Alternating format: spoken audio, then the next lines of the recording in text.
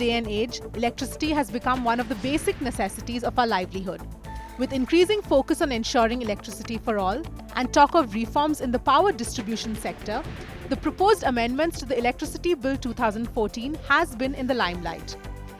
Taking this into perspective, the need for amendments to the existing bill and its impending changes was the focus of the workshop on Electricity Amendment Bill 2014, organized by IPPAI, held in Mumbai recently.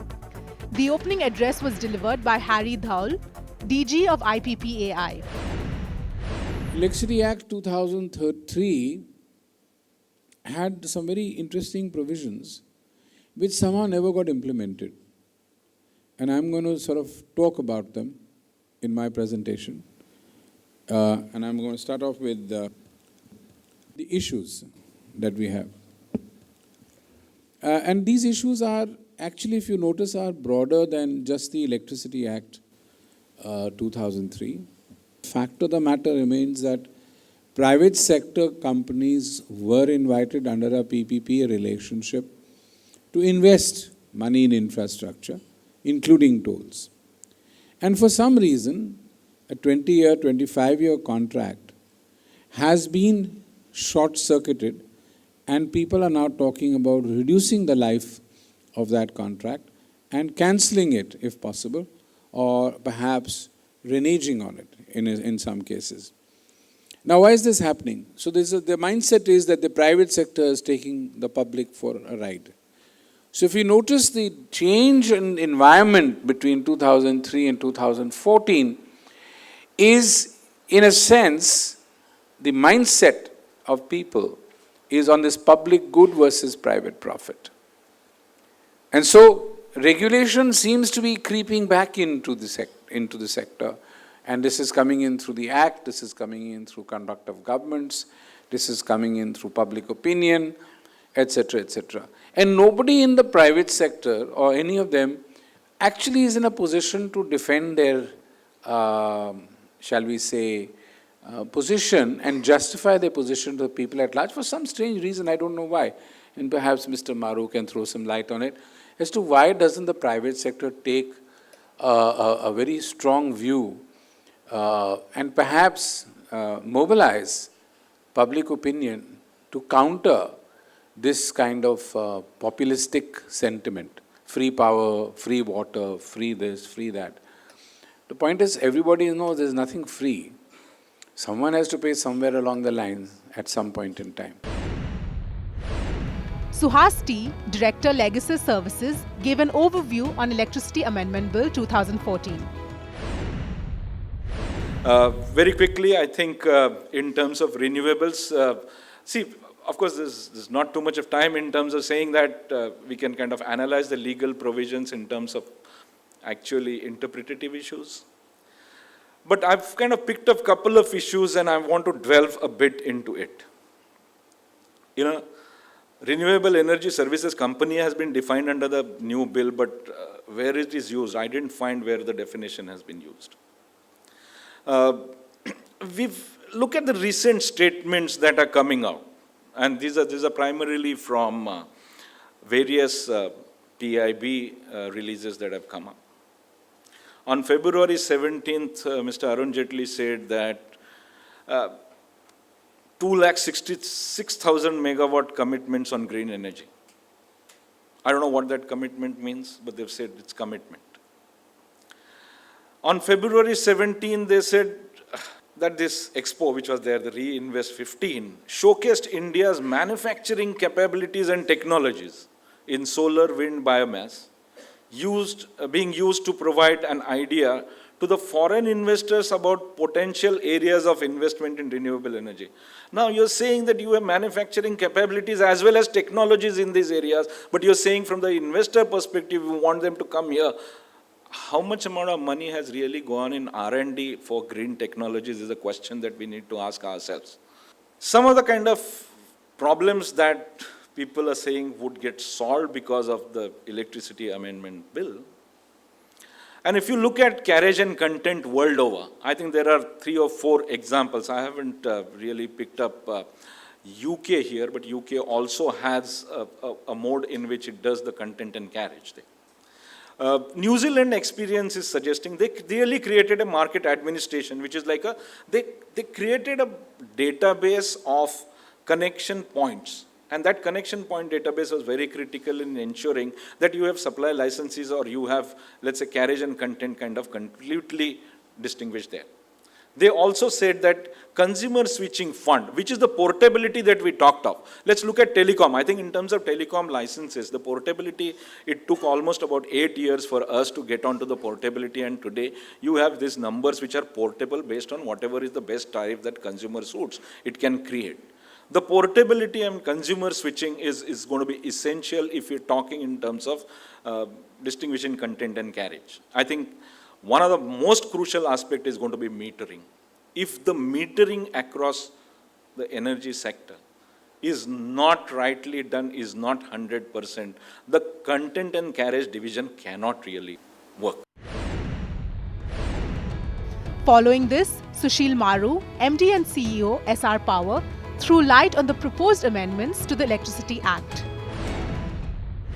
The major change that we have talked about the carries and content in the Electricity Act.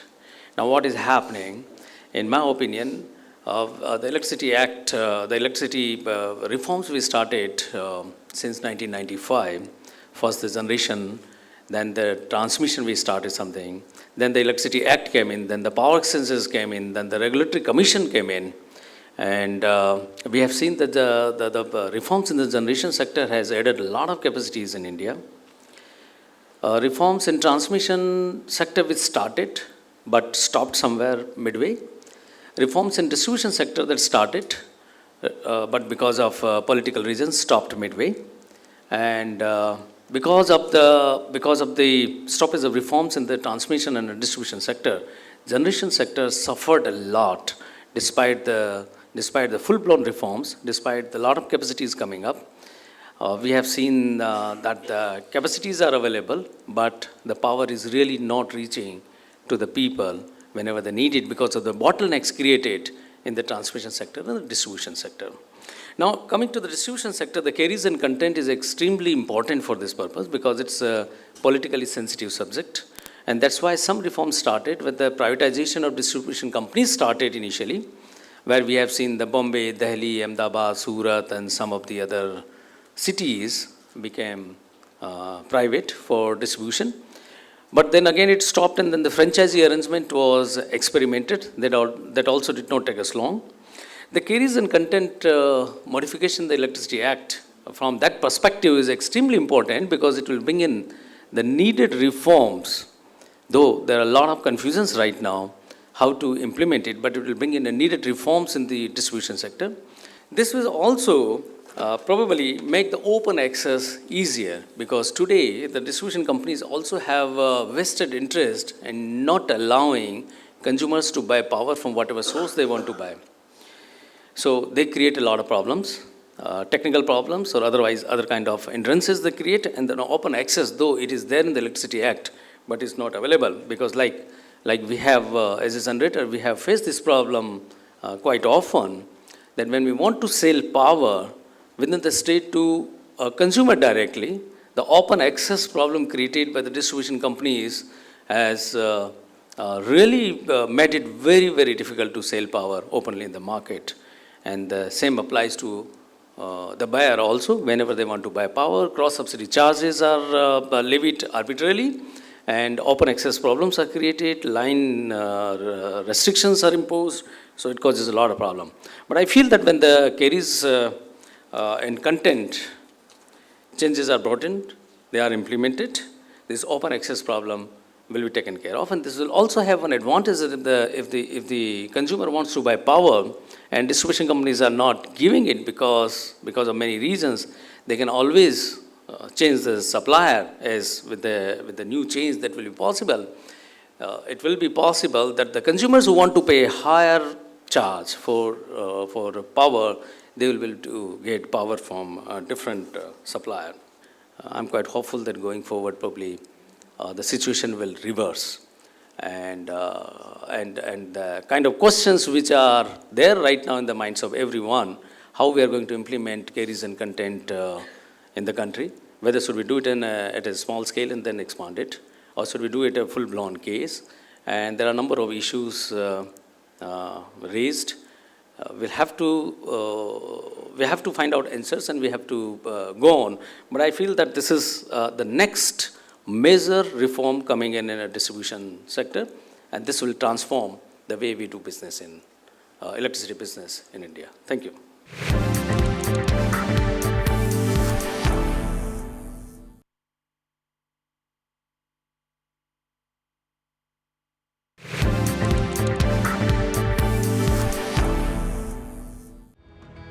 Pramod Deo, former chairman, CERC, focused on the issues and challenges of the Electricity Act. This brainwave has come that now if we amend this Electricity Act 2003, then everything will be fine. And that's why I said I'm really surprised that how can private sector go on investing so much when they don't know whom they are going to sell this electricity. Because if they had to sell it to, again the state entities, distribution companies, you may call them distribution companies, supply companies, whatever, because first important thing is that the state government own all these. So it's only 16% of the electricity is in the private sector, and that is for historical reason. It has nothing to do with privatization. Privatization has happened only in Delhi, and Delhi we know all the already problems that Delhi is facing, where there are regulatory assets. According to the regulator, the regulatory assets there are 12,000 crores. If you ask the distribution companies, they say no, there are 20,000 crores. So now if we have got that situation, how are we going to address this? So I think all these amendments really revolve around this basic issue. And in the Niti Aayog, there is a provision to have a regional. And I think the Prime Minister needs to sit in all this and discuss this thing. So that's why I've said that I'm going to talk only from the political economy. Otherwise, one can go on, it's like all the technicians who sit there and go on refining. But refining what? Their model is not going to work. Because simple model is that is the politically what will be acceptable. And you have to convince Chief Minister that this is something which is very necessary in your own interest. You can do that. So then we can move forward. Balwant Joshi, MD, IDAM Infra Advisory, spoke about the challenges in the implementation of separation of carriage and content. I think one thing is very clear from the amendments, that the amendment at least intend to have one wires licensee everywhere, so one distribution licensee. How the Act would do or deal with the existing multiple distribution licenses wherever they are, like in the case of Mumbai, in the case of Jharkhand, and there is, I think, one more place where the multiple distribution licenses have been issued. But probably Act could take exception to this particular or these particular instances and say that all other places there will be one wires licensee and do away with. So the issue comes up, where competition? In supply business? And if supply business, how the competition would be created? So let's keep aside now the issue of the wires business and let's concentrate on the supply business. It says that there would be an intermediary company who would own the PPAs. And then there would be a supply company, and then there would be subsequent supply licenses. First of all, I am not able to understand why exactly we are creating such a structure. The Act certainly doesn't clarify that. The existing provisions, because the amendment to the Act has been done in a piecemeal manner, in the sense someone thought about the separation of carriage and content, and whatever changes are required to be done has been done. It has not been done in a very holistic manner wherein you have envisaged what's going to be the new industry structure and then drafted the suitable amendments for that, because we have never seen anywhere what is going to be the new industry structure. Also very important, and again there is a confusion in the proposed amendments, is that who would be the interface to the consumer. At some places it gives impression that the wires licensee would be responsible for the connectivity and the supply licensee would be responsible for the supply. And in my opinion, I think this is duplication. We should not harass the consumer because we want to bring in competition. The responsibility for the consumer interaction should squarely rest on the supply licensee. Sakya Chaudhary, partner HSA, advocates, focused on the independence and role of state in the ambit of amended act. Now, as far as the role of the state is concerned, electricity actually is speaking strictly on a legal platform. Electricity falls in as entry number 38 of the concurrent lists in the 7th schedule of the Constitution. So, to the extent that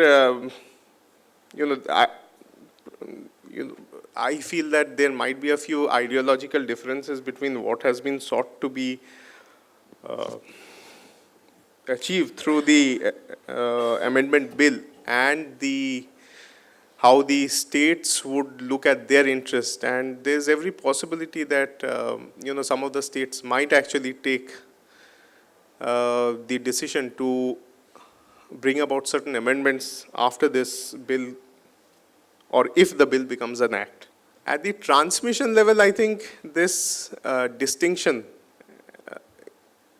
has been achieved quite efficiently, and it has been to a great extent, some of the state utilities which were earlier transmission licensees have been now barred under the 2003 Act from carrying out trading in electricity. So basically to diverge the interest, financial interest in terms of carriage and content. The same is sought to be now achieved under the new amendment.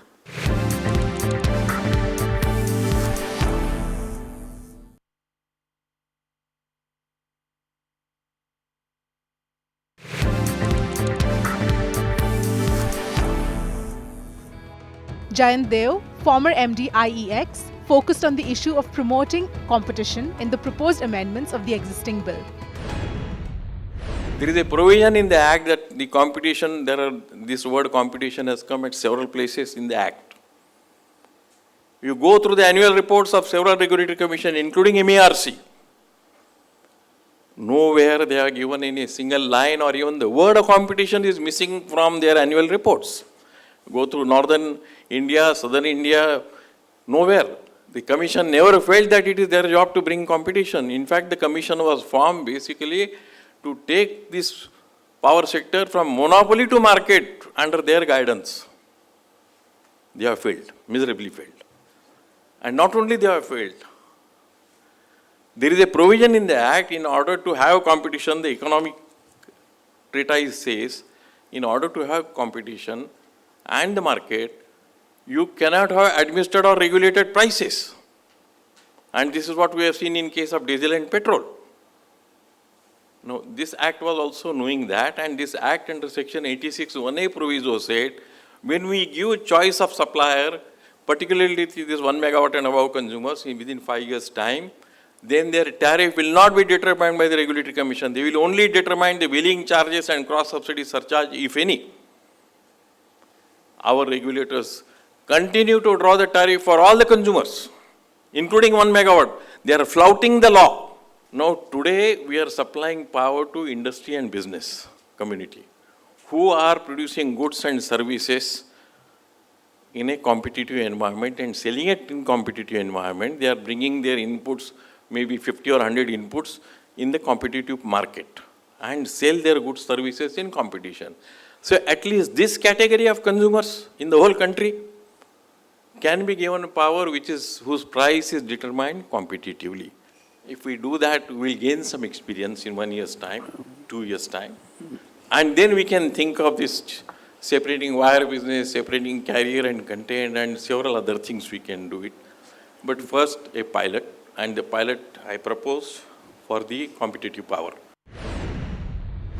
Following this, Ashok Pense, TBIP, gave his address. I'm trying to categorize consumers into about 4 categories, as all of you know. The highest tariff being with the commerce, followed by industry. In addition to that, all the residential consumer consuming more than 300 units, which are basically subsidizing. And then the second category starts is residential consumer consuming less than 300, which gets subsidy plus agriculture. So when we talk about the competition, which sector of these consumers are going to get benefited is the question which occurs to my mind. Going through this, it is always better to learn while making trying to differentiate between the carrier and content, whatever limited experience we have in Bombay. The reason is very simple. As all of us know, that Bhiwandi franchisee model was a success. Which was picked up by the Planning Commission. My great friend Girish Sant and other people, we had done some work and presented it at that moment of time to the Planning Commission, and they gave a real go-ahead to the franchisee model. In spite of that, why did we fail in Nagpur and Aurangabad? What I am trying to say, just because one experiment is capable, one experiment is successful, we are too large a country to start across nation for anything to happen. Franchisee in Maharashtra, maybe Bhiwandi model was our good example, but it has not occurred. It didn't get repeated in respect of Aurangabad and Nagpur. Jalgaon seems to be working. So we have a flip-flop thing happening. We have to learn a lot.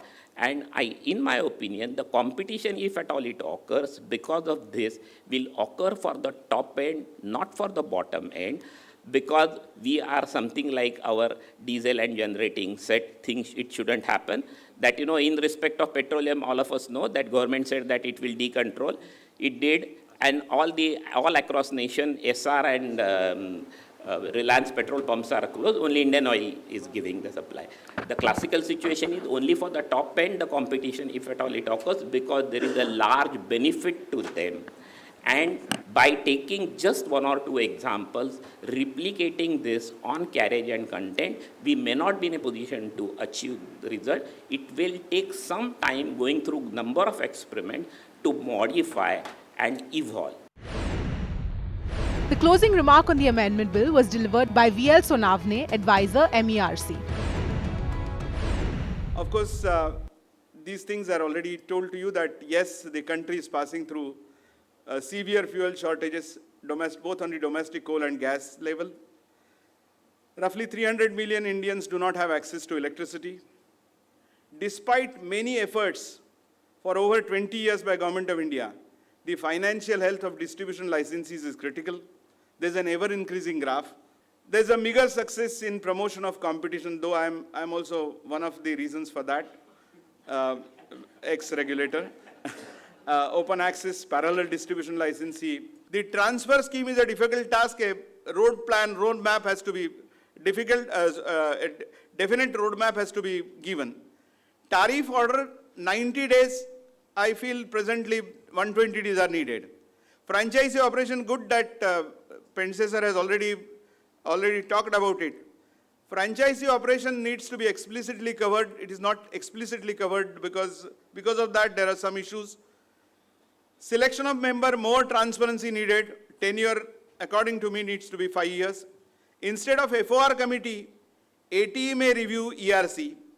And similar to RPO, for RE power, specific targets for energy efficiency and demand side management as energy efficiency obligations needs to be given. So I think I have that hope that yes, if we work together, if we positively work together, then we'll go to the state of wellness.